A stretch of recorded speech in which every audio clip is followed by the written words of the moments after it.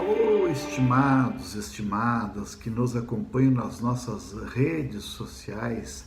Eu sou o professor Djalma Cremonese, professor aqui da Universidade Federal de Santa Maria, estado do Rio Grande do Sul. Nós vamos falar bem compassadamente um tema muito importante nessa palestra, que é um pedido da nossa querida professora colega do Politécnico da Universidade Federal de Santa Maria, a professora Suzel. E o nosso público específico são, olha bem, as valorosas alunas do curso técnico em cuidados de idosos. Que profissão valorosa, que importante. Eu vou deixar então aqui algumas ideias que é para a gente refletir, assistir com paciência, com calma, porque essas ideias são refletidas, pensadas e transmitidas com muito carinho para vocês. E o tema que nós vamos escolher é o tema da felicidade, é um tema que eu tenho lido muito nos últimos anos, porque eu sou das áreas das ciências humanas e ciências sociais. Eu transito um pouco pela filosofia, pela sociologia, e o meu objetivo com esse tema é fazer com que a gente pense sobre a nossa vida. E já com a ideia de um pensador antigo chamado Aristóteles, que dizia que o ser humano tem um único objetivo na vida. O objetivo é ter uma vida boa, é ter uma vida feliz. Então, todo o nosso esforço, toda a nossa compreensão sobre esse tema valoroso. Então, o título dessa fala é a felicidade no trabalho e também na vida. Então, alguns argumentos que eu vou aqui falar para vocês que vale a pena porque eu não estou falando apenas para vocês, eu estou falando para mim mesmo, que eu, como ser humano, que atuo numa universidade, numa profissão, tenho um trabalho, procuro também viver isso com a minha vida pessoal, com a minha vida familiar, com a minha vida também no trabalho e junto com os amigos. Então, a primeira ideia que eu posso dizer para vocês é que algumas características desse mundo que nós estamos vivendo agora, para dizer que nós estamos vivendo uma sociedade que se transforma, uma sociedade em transformação. Não é o fim do mundo, não leve por esse lado. Quem sabe é o fim de um mundo que a gente tinha 20, 30, 40, 50 anos atrás e que se transformou. Então, aquele mundo que a gente vivia quando a gente era criança, eu particularmente tenho 54 anos, então 30, 40 anos atrás, era uma realidade e hoje é outras realidades. A gente não vai fazer juízo de valores aqui, dizer antigamente sim que era bom e agora é ruim, nem vice-versa também dizer que antigamente era ruim e agora é que é bom. A gente vai analisar sem nenhum tipo de juízo de valores as ideias da sociedade, talvez 3 ou 4 ideias, como é que eu enxergo o mundo, a partir de alguns comentadores, alguns professores, autores de livros que a gente lê, que eles falam muito sobre essa sociedade em transformação. O primeiro autor, como vocês podem visualizar nesse primeiro slide, ele se chama Zygmunt Bauman.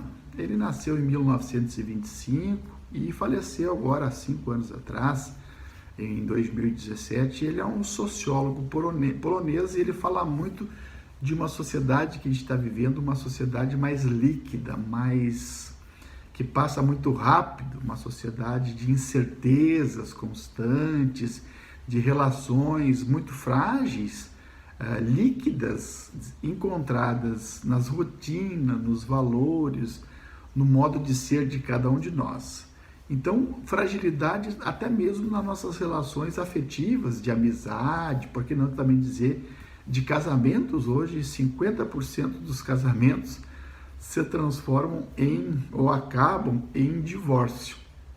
Mas as pessoas não estão deixando de casar novamente, de aventurar-se em um novo amor, porque acreditam no amor e querem um parceiro, uma parceira para compartilhar a sua vida, né? Então eles não estão desacreditando do amor.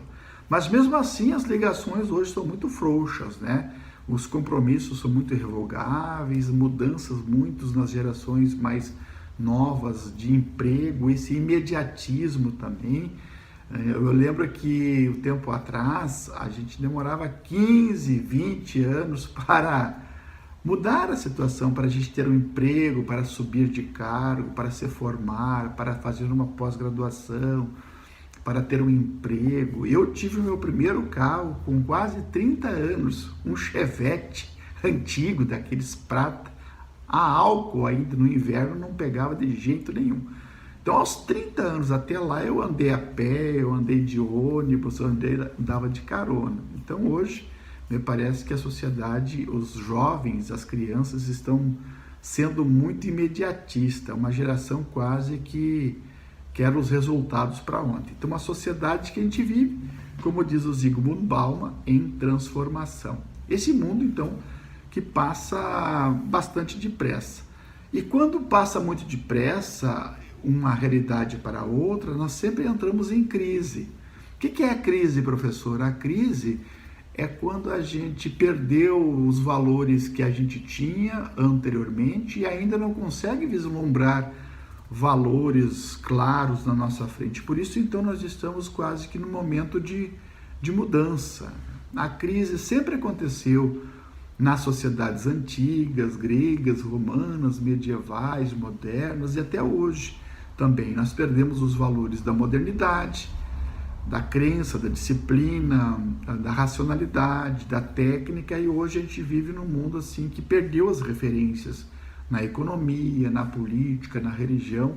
Por isso que nós estamos em crise. Então há mudanças muito radicais nos costumes sexuais, nos comportamentos, na educação, nos modelos diferenciados de famílias que nós temos hoje. Não é aquela família tradicional apenas que a gente nasceu de um pai, mãe, filhos, né? Hoje há uma diversidade de famílias mosaicos, famílias descasados, famílias das relações das orientações homossexuais. Então nós temos diferentes tipos de família. O importante para ter família, no meu ponto de vista, é a responsabilidade de um pai, de uma mãe, de um avô, de um parente, que responde pelos atos dos seus filhos e exige deles responsabilidade também, mas também uma família que tem comprometimento no amor. É isso, responsabilidade e amor. Então é preciso que cada um de nós reinterprete esse mundo, que tenha olhar, que tenha realidade sobre esse mundo que está se transformando. Perfeito? Então essa é a primeira dica. Segunda dica, o Jeffrey Pfeffer é um estudioso, ele diz que a sociedade de hoje é uma sociedade que trabalha muito, que excede o trabalho. Por quê? Porque nós precisamos consumir mais. Uma está ligada à outra. Trabalhamos mais para consumir mais e ao consumir mais temos que trabalhar mais. Nossas demandas são muito altas, por isso há um esgotamento, há um estresse, as pessoas trabalham de manhã, de tarde, boa parte da noite, tem pessoas que trabalham no sexta-noite, sábado, domingo, né? Uma tentativa de sanar as dívidas também, né? Então, as pessoas ao trabalhar demais esquecem que elas também são seres humanos, precisam respirar, precisam fazer exercícios, precisam dormir bem, precisam se alimentar bem, precisam ter diversão, exercícios para poder ter uma qualidade de vida boa, de corpo e também alimentar a alma da gente. Então a primeira manifestação dessa sociedade líquida de Bauman é o excesso de trabalho para consumir mais. 2. O Byung-Chul Han, que vocês estão vendo na imagem, ele escreveu um livro dizendo que a sociedade hoje é uma sociedade altamente positiva. Todo mundo não pode se frustrar, não pode ter momentos tristes, não aceita a negatividade, nenhum sentimento, não se enfrenta a dor, não se enfrenta nenhum sofrimento. E isso que está gerando essa positividade que nós chamamos tóxica, né? Você tem que ser feliz de manhã, de tarde, de noite, todos os dias da semana, todas as semanas do mês, todos os meses do ano. É quase que impossível. Então nós temos que também trabalhar com essa negatividade, com os medos, com as inseguranças, com os fracassos, né? Porque nós fracassamos também. E também com as frustrações. Eu sempre brinco dizendo que a minha filha, que tem 17 anos, eu sempre deixei muito claro para ela e para os professores dela. Quanto maior a frustração na vida, mais forte você será para enfrentar as dificuldades da vida. Então, vamos deixar de lado essa sociedade que impõe quase com uma obrigação a gente ser feliz o tempo todo. Então, show! Sociedade positiva. Terceiro, esse mesmo autor fala que nós estamos cansados. É verdade, eu concordo. É um livrinho muito curto. Ele está dizendo que a sociedade de hoje é uma sociedade do cansaço. Por quê? Porque é muito desempenho. É uma sociedade que cobra muito desempenho. Você tem que ser muito bom profissional, você tem que ser um bom pai, uma boa mãe, atuar em todos os ramos, desde fazer um conserto numa roupa ou trocar uma lâmpada, até os trabalhos mais exigentes. Então tem muita exigência para o pai, para a mãe, para o avô, para a avó, para o tio, para a tia, para os profissionais, para os professores, para os médicos, para os enfermeiros, para os cuidadores de idosos. Tem muita atividade. Então isso está gerando esgotamento em nós. Está gerando tipo um cansaço em nós. Essa tirania, essa exigência quase que excessiva, não dos outros em relação a nós, mas muitas vezes nós em relação a nós mesmos. Nós somos exigentes com a gente mesmo. Então o excesso desta elevação dessa sociedade, dessa vida que exige desempenho, leva ao infarto. Mas muitas vezes não é um infarto corpóreo do coração. Estamos infartando o que é pior, estamos infartando a nossa alma, aquilo que nos move. Alma é uma palavra latina, significa ânima, aquilo que nos anima. Por isso que é importante você aí, que nós vamos falar lá no final, estar sempre animado. Animado é uma pessoa que tem alma. Então, matando a alma da gente, a gente está matando aquilo que nos anima. Então nós temos que sempre animar a alma com aquilo que você gosta de fazer.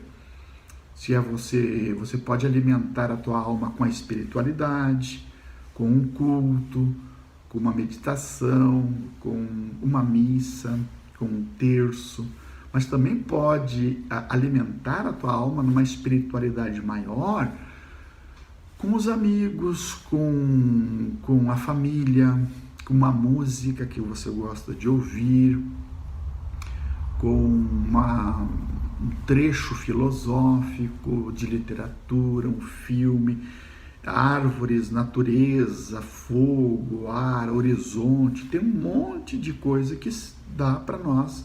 Trabalhos voluntários, trabalhos de filantropia, ajuda a gente oxigenar não apenas o corpo, que precisa de alimento, de água, de repouso, mas também o nosso espiritual, a nossa alma. Então, sociedade do cansaço estamos vivendo. Isso tudo está acarretando muitas doenças para nós. E aqui eu estou quase encerrando já essa parte da sociedade aqui, que depois nós vamos ver como nós vamos sair desta letargia, sair desse embaraço, sair dessa situação difícil. A última característica é que as pessoas estão muito doentes, assim, sem contar com doenças cardiovasculares, emocionais. Tem agora o agravamento de muitas pessoas estão dizendo que estão com síndrome de Burnout, que é o excesso do cansaço, né?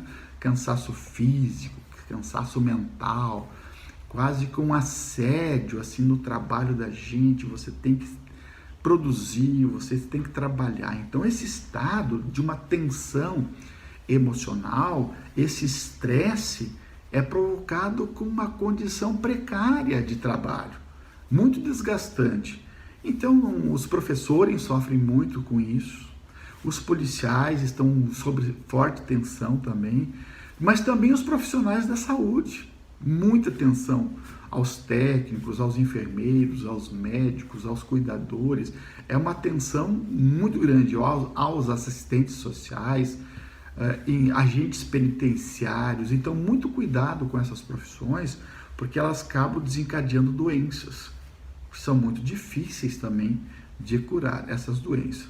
Essa dupla jornada, ou até tripla jornada de trabalho, vem acarretando doenças, e doenças emocionais crônicas, que pode desencadear transtornos psíquicos, depressão, ansiedade crônica, síndrome de pânico, até o suicídio.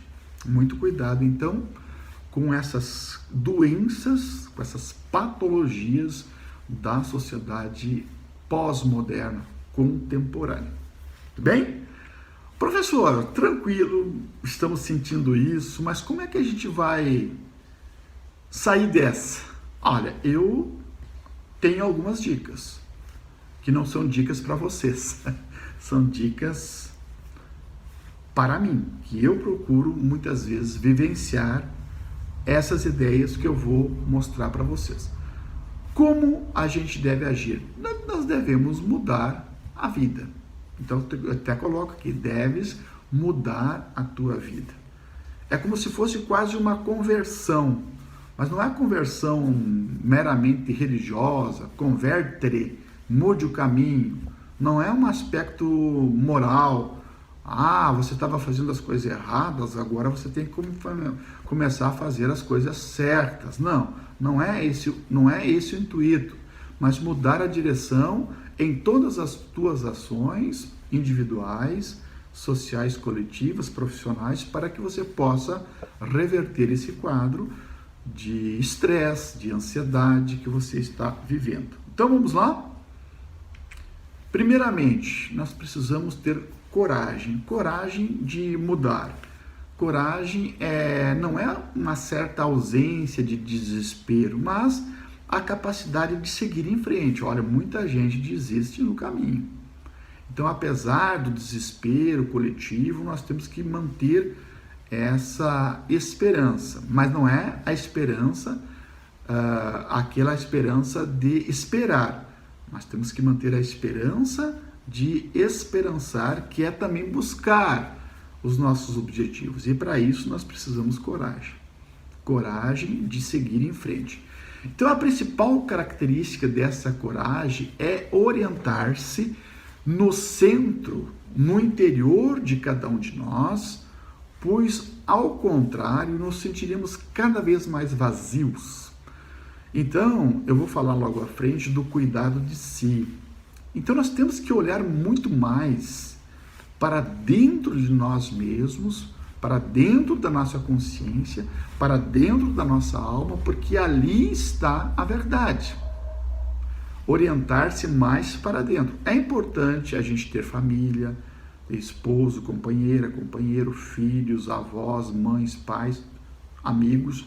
A gente é social por natureza, mas também nós precisamos de tempo para olhar para dentro de nós mesmos. Então muitas vezes esse vazio que é dentro de nós, esse vazio interior, corresponde a uma certa apatia com o externo, e com o tempo, com o correr do tempo, essa apatia ela se transforma até em uma certa covardia. Então, essa palavra coragem, anote aí, tem a mesma raiz da palavra francesa coeur. significa coração, botar alma. Então, por isso que os filósofos, os teólogos dizem que a coragem é uma característica essencial para a nossa vida, essencial para o nosso ser. Então, primeira característica, ter coragem de mudar de vida. Vamos minimizar aquilo que me atrapalha e vamos maximizar aquilo que me faz bem.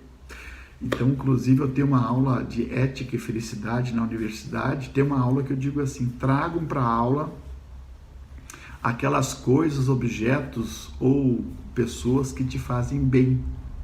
Então, tem um que leva um petzinho na aula, depois se entrega para o companheiro, esse pet me faz bem, esse animalzinho.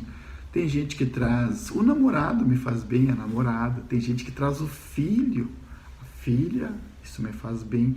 Tem gente que traz um poema, traz uma música, traz um trecho filosófico. Então, nós temos que priorizar aquilo que nos faz bem para que a gente possa viver bem. Que ideia bonita, né? Então, sempre na prerrogativa de ter coragem de mudar com o objetivo de ser um ser humano melhor. Aqui nós pegamos a ética aristotélica, que vocês estão vendo a imagem, que significa assim, nós somos aquilo que fazemos de uma forma repetida, para até chegar à excelência. Vou dar um exemplo assim.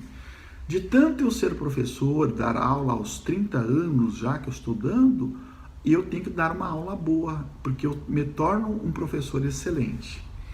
Vamos ver assim um motorista profissional, um médico profissional, uma enfermeira profissional, um cuidador profissional, de tanto repetir as ações, de fazer a mesma coisa, essa ação no fim se torna uma ação perfeita, boa.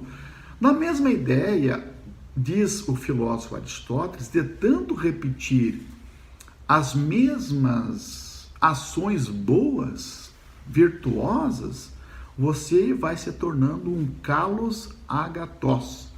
Ele chama isso de um ser humano bom e perfeito. Bom e perfeito. Um ser humano com areté, um ser humano com virtude, aquela pessoa que é empática, que é sensível, que ajuda as pessoas, que trabalha com amor, que tem um espírito cívico, republicano. É essa pessoa boa que nós queremos. Então, tornar-se uma pessoa boa e bela. Esse talvez seja o nosso objetivo final da vida. Outra característica que eu falei no início, cuidado de si. O cuidado de si não é um egoísmo, não é aquela pessoa que quer se aparecer, quer ser o centro da atenção. Não. Cuidado de si, eu me amparo nesse autor que vocês estão vendo aqui, que se chama Michel Foucault. Ele escreve um livro já quase no final da sua vida, tentando reler os clássicos antigos da filosofia, que eles priorizavam muito o cuidado do corpo e o cuidado da alma. Quantas horas de sono você está tendo? Se é 8 ou mais, no mínimo 8 horas. Se o sono é reparador, tranquilo. Como você tem se alimentado? Alimento saudável, pouco saturados, no aspecto de gorduras, trans, ou industrializado demais? Está se alimentando de alimentos naturais, saudáveis? Está cesteando um pouquinho depois de meio-dia, em torno de 20 minutos até 1 hora, por que não descansar um pouco? Está fazendo exercícios físicos, dar uma caminhada, quem sabe 20 minutos, 2, 3 vezes por semana. Que mais? Cuidar também da alma, cuidar do espírito com as suas, com a literatura, com músicas, com alegrias, com filmes, com passeios. Então esse é o cuidado de si. Ninguém vai amar os outros, ninguém vai cuidar bem do outro, ninguém vai tratar bem o outro se não trate a si mesmo com cuidado. Com cuidado. Então, Cuidar bem o cabelo, aparar a barba, se maquiar, né, tomar um bom banho, colocar uma roupa bonita, né, sair, gostar-se de si. Gostar-se de si, isso não é egoísmo. Né? Depois nós vamos falar um tipo de amor ali na frente que é bem essa ideia do amor próprio, daquela pessoa que se ama. Mas ele não é narcísico, assim, que nem aquele mito de Narciso, que ele se idolatrava. Não. Cuidado de si é cuidar do corpo e o cuidado da alma, para que depois nós possamos e começamos a cuidar dos outros. Aí, esse cuidado de si está ligado a essa forma de amor que eu me referia na frase anterior, que nós chamamos na filosofia de filautia. Você sabe que existe vários, eu estava contabilizando, eu sou um estudioso da teoria do amor, eu contabilizei no mínimo 7 ou 8 formas diferentes de amor, que aqui daria uma outra palestra só para falar e aprofundar o debate sobre o amor. Primeiramente tem o amor erótico, aquele amor paixão, né? Depois tem o amor filia, que é o amor amizade. Depois tem o amor ágape, que é o amor caridade, que é o amor cristão. Depois tem o amor pragma, que é o amor pragmático. Depois tem o amor storge. Depois tem o amor ludus, que é brincalhão. Olha, 6. E tem esse amor filautia. Esse amor é muito importante. O amor filautia significa amar-se, cuidar-se, para que a gente possa cuidar do mundo, cuidar das pessoas, a importância de cuidar desse corpo. A importância de cuidar, sim, esse corpo é perecível, mas enquanto estiver a alma nesse corpo e o corpo almificado e a alma corporificada, eles vão ter que viver bem em harmonia entre o corpo e a alma e corpo. Então, cuidar do corpo e cuidar da alma é um amor próprio. Amor próprio. Então, preste atenção nesse conceito de amor. Avançando para a gente ser feliz e também valorizar a nossa vida, nós temos que ter consciência de que esse momento que você está assistindo esse vídeo é um momento único na nossa vida. Uma vez perguntaram para um mitólogo norte-americano chamado Joseph Campbell se tinha eternidade. E ele falou assim: eternidade é o momento que tu eterniza enquanto vives aqui.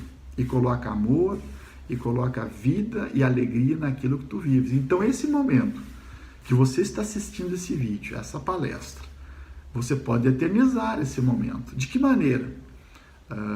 Absorvendo essas ideias, se concentrando nessas ideias, esquecendo um pouco o passado, do dia, da semana, da vida, e também não tendo uma ansiedade em relação ao futuro. É um grande desafio que os estoicos, lá na filosofia antiga, já nos dizia: viva o momento presente. O passado só existe porque existe o presente na tua mente. Se o passado foi bom, resgate os momentos bons. Se o passado não foi tão bom, resolva os dilemas, as frustrações do passado, para que o passado não te atrapalhe no presente. E o futuro é uma incógnita. Então nós nunca teremos futuro, nunca teremos eternidade, se a gente não eternizar esse momento presente. E sempre adiamos esse momento presente porque a nossa mente, síndrome, o TDA, né, do pensamento acelerado, né, sempre estamos fazendo 1000 coisas ao mesmo tempo e esquecemos de respirar, esquecemos de transpirar a alma, de relação com o espiritual, com a poesia, com a música. Por isso acabamos pensando 1000 coisas ao mesmo tempo, porque estamos vazios de nós mesmos. Então, não adiar para amanhã a felicidade. Possivelmente você que está me assistindo não será uma pessoa realizada, uma pessoa feliz amanhã, se você não ser hoje aqui e agora. Que ideia bonita. Outra ideia do Saramago que eu gosto muito de falar nas minhas palestras é prestar atenção mais nas pequenas coisas, nos detalhes da existência. Se podes olhar, vê, se podes ver, repara. Nós muitas vezes, se olhamos, não vemos, se vemos, não reparamos. Sempre a nossa vida é quase que tocada no automático, fazendo as mesmas coisas. Como se a vida fosse uma rotina, do francês route, significa aquele mesmo caminho, a mesma rota. Então, essa ideia é importante, ver o detalhe da existência, do crepúsculo, do sereno, das estrelas, do pôr do sol, do sorriso da pessoa amada, das rugas da mãe, da avó da gente, do avô e do pai, do abraço fraterno que nós damos dos nossos amigos. Isso é o detalhe da existência. Estamos cegos para aquilo que é essencial no mundo, ou não damos o devido valor às pequenas coisas. Nós confundimos as coisas que nós valorizamos muito, é aquelas coisas que têm preço. Mas muitas coisas não têm preço e têm valor. Por exemplo, o sorriso de uma criança, ela não tem preço, mas tem um grande valor. O crepúsculo que cai da grama esverdeada e a gente percebe que ela caiu, ela não tem preço, ela é gratuita. O pôr do sol é gratuito, não tem preço, mas tem um valor importante para a nossa alma, para a nossa existência.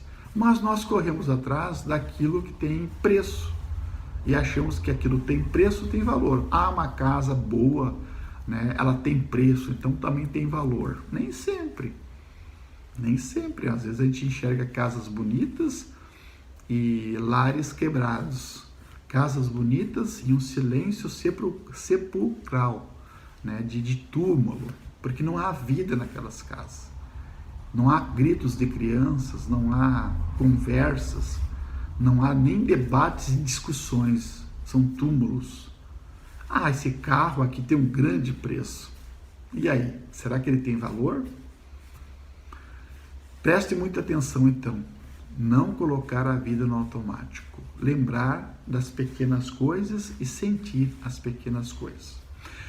Outra ideia que se aproxima dessa é a ideia do Facundo Cabral, que era um poeta, músico argentino, que ele diz que o problema de hoje não é o estresse, não é o cansaço, não é a ansiedade. O problema que ele está dizendo, eu achei genial essa ideia, é que o problema de hoje é a distração. Estamos distraídos para aquilo que é essencial. Não estás deprimido, diz ele, estás distraído. Por quê? Distraímos para aquilo que é importante. Distraímos para aquilo que dá sentido à minha vida. Distraímos para aquilo que me faz melhor. Então, a vida que me preenches, o que te preenche? O que te faz bem? Então, aposte naquilo que te faz bem. Ah, se você convive com pessoas tóxicas que não te fazem bem, dê um jeito de se afastar delas, de se ausentar da presença delas. Você não precisa conviver no ambiente tóxico que vai te fazer mal, que vai te causar uma doença. Então, preste atenção nas árvores, preste atenção na natureza, preste atenção nos animais, nos mares, nas montanhas. Ele diz assim, não é ruim viver só. Muitas vezes nós precisamos desse silêncio externo também, né? Silêncio exterior e silêncio interior também, né? Acalmar o espírito, acalmar a alma. Graças à solidão, muitas vezes, que eu aprofundo o meu autoconhecimento. Estar só não significa estar triste. Estar só, muitas vezes, você está em eterna contemplação, que eu já vou explicar o que significa. E isso é fundamental para viver. Sair das redes, sair do burburinho, daquilo que começa muita conversa e a gente fica saturado. Então, os problemas muitas vezes que nós temos na vida são passos de lições que nós temos que aprender para viver bem. Que bela ideia! E aqui eu gosto muito dessa ideia que atrapalha às vezes a gente. Evitar as mágoas. Ui, ai, ai, ai, ai. Eu tenho uma mágoazinha dentro do meu coração ou não? Olhe para você mesmo agora. Pense. Será que eu estou magoado com alguém? Eu estou com um certo rancor em relação a uma pessoa, um vizinho, um amigo, um ex-namorado, ex-namorada, um ex-parceiro. De um rancor, de uma mágoa, pode se transformar em uma raiva, né? Então, evitar as mágoas, dormir tranquilo e dar o perdão. Perdão vem da palavra perder. Muitas vezes você tem que perder a si mesmo, né, seu orgulho, para dar o perdão àquela pessoa e viver tranquilo. E aqui me faz lembrar essa ideia de um escritor medieval europeu chamado Dante Alighieri, que fez uma analogia, que ele visitou o céu, o purgatório e o inferno. Eu li particularmente só o inferno. E ele disse que foi visitar o inferno e estava cheio de gente. Aliás, essa frase que está aqui no slidezinho: vós que entrais no inferno, deixai todas as esperanças. Eu acho bonito essa ideia, né? Depois que você entrou para o inferno, meu amigo, não adianta você querer mais, que não vai ter. Volta. E ele perguntou para o porteiro assim: o que essas pessoas morreram e vieram para o inferno? E o porteiro respondeu mais ou menos assim: essas pessoas morreram com mágoas no coração. Olha, gente, depois que eu li essa frase, me tocou tanto, mexeu tanto comigo, que eu acabei perdoando, né, as pessoas que porventura agiram de uma forma não tão boa comigo. Evitar mágoas. Sim ou não? Acho que vale a pena. Outra ideia que eu já falava: buscar o silêncio. Buscar essa contemplação interior. Contemplação significa olhar com atenção de uma forma repetitiva. Contemplar significa olhar duas vezes, fixar o olhar. Contemplar. Direito ao silêncio. Direito ao retirar-se. Então devemos, de uma certa forma, evitar escondermos de nós mesmos. Não adianta esconder de nós mesmos. Nós vamos nos apresentar. Só essa vida que contempla é que torna o ser humano aquilo que ele deve ser. Um ser humano melhor. Aprender a ver significa habituar o nosso olhar ao descanso, à paciência, ao deixar aproximar-se de si mesmo. Tem tanta gente que se distanciou de si próprio. Isto é, capacitar o nosso olhar a uma atenção profunda e contemplativa, um olhar demorado e lento. Calma. Olhar demorado e lento. Lugar de amadurecimento pessoal. Lugar de amadurecimento de pensamento. De desacelerar. O grande problema da sociedade moderna é o hiperativismo. As pessoas dão tempo para tudo, menos para aquilo e para a pessoa que é mais importante, que é você mesmo. Então, de tudo isso que eu falei, nós temos que manter a esperança, manter o entusiasmo. E aqui uma outra palavra que eu pesquisei. De onde ela surge? Entusiasmo, do grego, significa mais tel. In significa dentro e Theos significa Deus. Olha que linda essa frase. A pessoa entusiasmada significa que Deus está vibrando dentro dela. Só essa palavra já pagaria a palestra. Pessoas entusiasmadas. Pessoas que têm Deus vibrando dentro do coração. Vamos para as 2 ou 3 ideias finais. Ser uma pessoa animada. Olha, a palavra animada. Você está animado ou desanimado? A palavra animada vem de alma. Ânima é alma. Então, se a pessoa está animada, ela está com a alma viva. Tem gente que está vivendo, mas está morta, porque a alma morreu. Então você percebe a pessoa que está entusiasmada, que está animada, porque tem coragem de enfrentar a vida e vive bem. Que ideia maravilhosa, né? Por isso que eu gosto também do Ariano Suassuna, que era um escritor muito famoso nas suas palestras, nos seus livros, e numa entrevista que deu, ele foi perguntado assim: será que vale a pena a gente ser otimista ou pessimista? Ele pensou, eu prefiro nenhuma das duas. Porque o otimista, tem pessoas que vem de ótimo, né? Ótimo, otimismo. Mas só que o otimista demais, ele vê o mundo muito perfeito, né? Um monte de poliana, cor-de-rosa, ai que lindo, que maravilhoso. Sempre otimista de manhã, de tarde, de noite. É uma coisa. O pessimista é a pessoa que só enxerga maldade, vícios, pecados, vê o mundo de uma forma péssima. Vocês já conviveram com pessoas completamente amargas, tóxicas, negativistas? O Ariano Suassuna diz, olha, nem tão otimista, nem tão pessimista. É bom a gente ser um realista esperançoso. Porque o realista, ele enfrenta, o realista percebe as mudanças.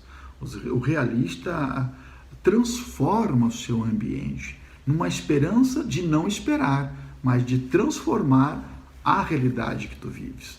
Se a economia está ruim, vamos trabalhar na economia. Se o meu emocional não está bom, vamos trabalhar no emocional.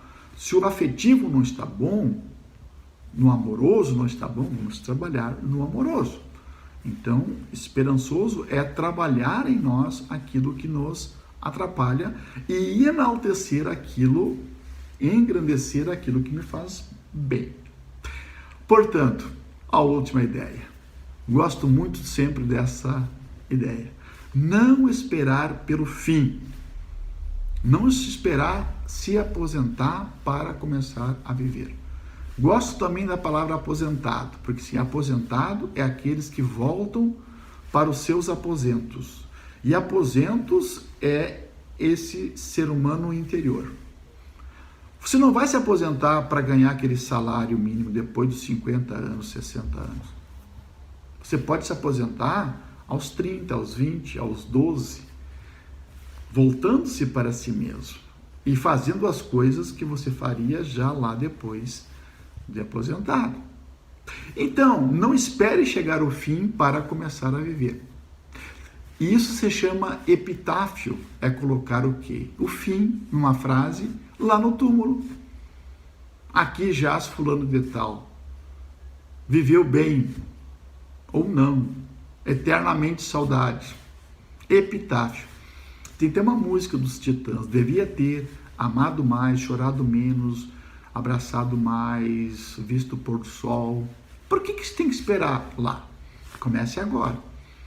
Nesse dia que você está assistindo essa palestra, que nós já estamos terminando, você já vai começar a agir de uma forma diferente na sua vida. Vai começar a fazer coisas diferentes e você não será a mesma pessoa. Se você for a mesma pessoa daqui para frente, não adiantou em nada. Não vais mudar a tua vida. Não vais ser feliz. Uma felicidade que brota dentro de si, não fora. Felicidade não são valores externos. Felicidade é aquilo que tu constrói a partir de dentro de você. Ninguém motiva ninguém de fora para dentro. É de dentro para fora. Perfeito? Epitáfio é o fim. Eu brinco sempre que dizia uma tia-avó que eu tinha antigamente, ela tentou ser freira, não deu certo, tentou casar, também não, abandonou a vida do mundo, né? Ficou sozinha o resto da vida e colocou uma frase escrita assim: devolvida sem uso. Bom, se ninguém comeu, a terra comeu, né? Então, infelizmente, ela partiu e não deixou muitas saudades neste mundo. Bom, gostaria de agradecer vocês pela atenção